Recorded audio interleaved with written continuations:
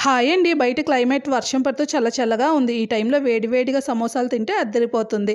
ఒక 2 కప్పుల వరకు మైదా పిండిలో వేడిగా ఉన్న ఆయిలు, సాల్ట్, వాటర్ వేసుకొని చపాతీ పిండిలాగా కలిపి పావుగంట పక్కన పెట్టుకోండి.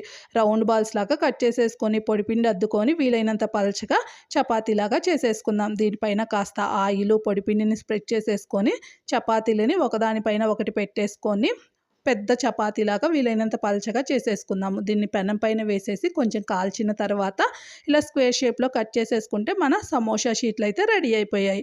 స్టఫింగ్ కోసము ఉల్లిపాయల్లో చాట్ మసాలా, ధనియా పౌడరు, కారం, సాల్టు, పసుపు, కొత్తిమీర అలానే పచ్చిమిర్చి వేసేసుకొని పెట్టుకుందాము. వీడియోలో చూపించిన విధంగా కోన్‌లాగా దీన్ని ప్రిపేర్ చేసుకొని లోన స్టఫింగ్ పెట్టేసుకొని మైదాలో కొంచెం వాటర్ వేసుకొని దీన్ని అతికించేసుకుందాం. వేడిగా ఉన్న ఆయిల్‌లో చక్కగా డీప్ ఫ్రై తీసుకొని తింటే చల్లటి వాతావరణంలో అద్దిరిపోతుంది. వీడియో నచ్చితే లైక్ చేయండి, షేర్ చేయండి, ఛానల్‌ని సబ్స్క్రైబ్ చేయండి. Thank you.